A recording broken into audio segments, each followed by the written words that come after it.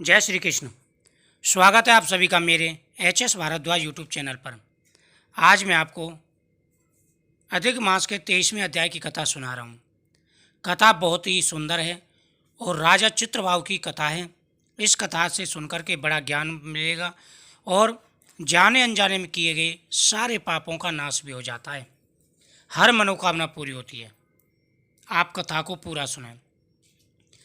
राजा ने कहा कि हे मुनिश्रेष्ठ, पुरुषोत्तम मास में दीपदान का क्या महत्व है, कृपा करके मुझे बताइए। वाल्मीकि ऋषि बड़े हर्ष से कहने लगे कि हे राजन, भाग्य नगर में, अब मैं तुम्हें एक प्राचीन कथा सुना रहा हूँ, ध्यान देकर सुने। भाग्य नगर में चित्रबाहु नाम का राजा राज्य करता था। वह सत्य प्रतिज्ञ वाला, बुद्धिमान, शूरवीर, क्षमाशील, सब धर्मों का जानने वाला, दया से युक्त पूजनीय भगवान का भक्त था। एक दिन दूर से आए हुए अगस्त मुनि को देख दंडवत नमस्कार कर विधि से पूजन करके भक्तिभाव से आसन बिछाकर ऋषि के आगे हाथ जोड़ करके बोला। यानी चित्रबाहु नामक राजा था। वह राजा बड़ा ही धार्मिक था, धर्म कर्म को मानने वाला, भगवान की भक्ति करने वाला था। एक बार देवयोग से घूमते हुए अगस्त मुनि जो थे, राजा चित्रबाहु के यहाँ पर पधारे। राजा चित्रबाहु ने बड़े आदर सत्कार के साथ उनका सम्मान किया, उनके चरण धोए, उनको आसन पर बैठाया और उनके सामने हाथ जोड़ कर के बैठ गए। आज मेरा जन्म सफल हो गया, जो श्री कृष्ण के भक्त मेरे घर पधारे। फिर सिर झुका राजा हाथ जोड़ करके बोला कि महाराज, मेरे यहाँ बहुत सी लक्ष्मी और राज्य, पतिव्रता स्त्री कैसे प्राप्त हुई? मैंने ऐसा कौन सा अच्छा कर्म किया था?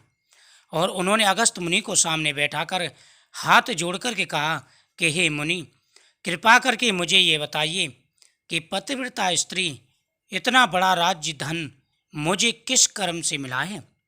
मैंने ऐसे कौन से कार्य किए हैं जिसके द्वारा मुझे इतना अच्छा राज्य और वैभव मिला है? मेरे यहाँ बहुत से नौकर चाकर आदि हैं, ऐसा मैंने कौन सा कर्म किया था? अगस्त जी राजा से बोले कि हे राजन, मैं तेरे पूर्व जन्म का इतिहास बताता हूँ। तुम सुंदर चमत्कारी में मणिग्रीव नाम से रहते थे।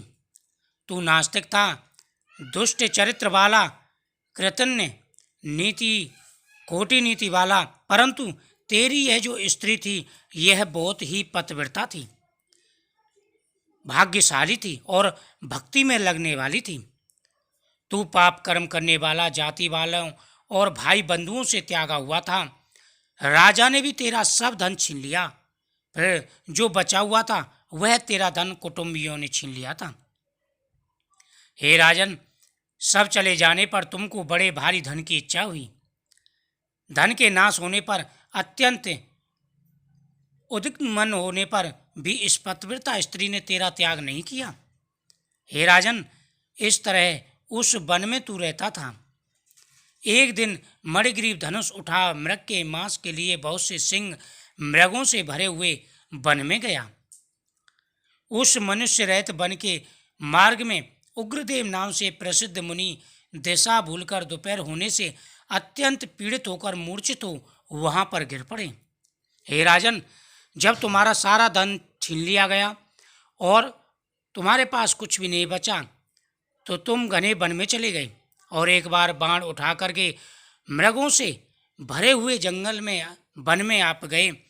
वहां पर एक दिन दिशा भूल के कारण उग्रदेव नाम के मुनि थे, जो मूर्छित होकर के गिर पड़े थे। उस मार्ग के भूले दुखित ब्राह्मण को देख तेरे मन में दया आ गई। तू उसको उठा करके अपने आश्रम ले आया। तुम दोनों स्त्री पुरुषों ने उस उग्रदेव की अत्यंत सेवा की। तब वह महायोगी चैतन्यता को प्राप्त होकर आश्चर्य करने लगा कि मैं कहाँ था और इस वन में हमें कौन लाया।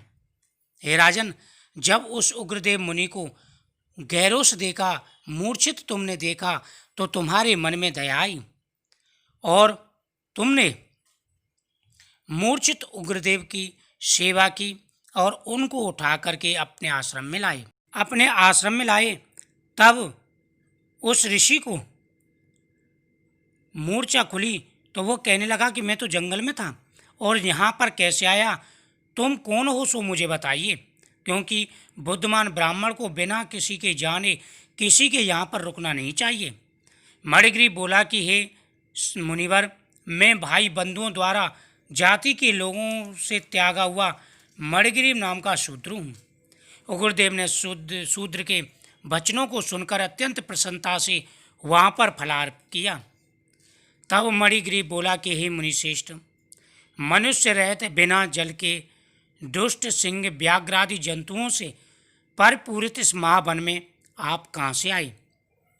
जब उस ऋषि को मूर्छा टूटी, उन्होंने कुछ खा पी लिया। उसके बाद में मणिग्रीव हाथ जोड़कर के बोला कि हे मुनिवर, कृपा करके मुझे ये बताइए कि इतने घने जंगल में यहाँ पर सिंह हैं, व्याघ्र हैं, बड़े बड़े भयंकर जीव जंतु हैं, ऐसे भयंकर जंगल में आप कहाँ से आए हैं और किस लिए आए हैं? इसमें ना कोई मनुष्य रहता है। उग्रदेव जी बोले कि मैं ब्राह्मण हूँ, प्रयाग जाने की इच्छा से इस अनजान वन में गया था, तुमने हमको जीवन दान दिया है। उग्रदेव मुनि बोले कि हे वत्स, मैं ब्राह्मण हूँ और प्रयागराज के लिए जा रहा था, रास्ता भूलने की वजह से इस जंगल में आ गया। तुमने मेरी जीवन की रक्षा की है, अतः मैं तुम्हें कुछ देना चाहता हूँ। तुमने मेरे की प्राणों की रक्षा की है, अतः बताओ तुमको क्या चाहिए। हे मणिग्रीव, किस दुख से तुम दुखी दोनों स्त्री पुरुष वन में आश्रय लेने के लिए विवश हुए हो? मैं तुम्हारे सब दुख दूर करने की चेष्टा करूंगा। यानी मुनि ने मणिग्रीव से कहा कि हे मणिग्रीव, तुम्हें किस बात का दुख है और किस कारण से तुमने जंगल में शरण ली है, कृपा करके मुझे बताइए।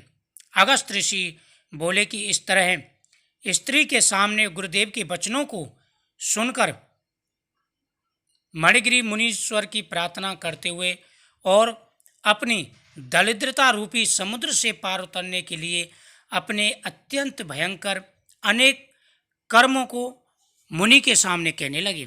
जब मुनि ने उनसे कहा कि हे मणिग्रीव, तुम किसी प्रकार की चिंता मत करो, अपने दुखों को मुझे बताइए और मैं पूरी कोशिश करूंगा कि तुम्हारे दुखों का अंत कर सकूं, तुम्हारे दुखों को दूर कर सकूं। जब इस प्रकार से मणिग्रीव ने सुना तो उन्होंने अपने संपूर्ण दुख उनको बताने शुरू कर दिए। इति श्री अधिक मास का 23वां अध्याय संपूर्ण। बोल राधा कृष्ण भगवान की जय।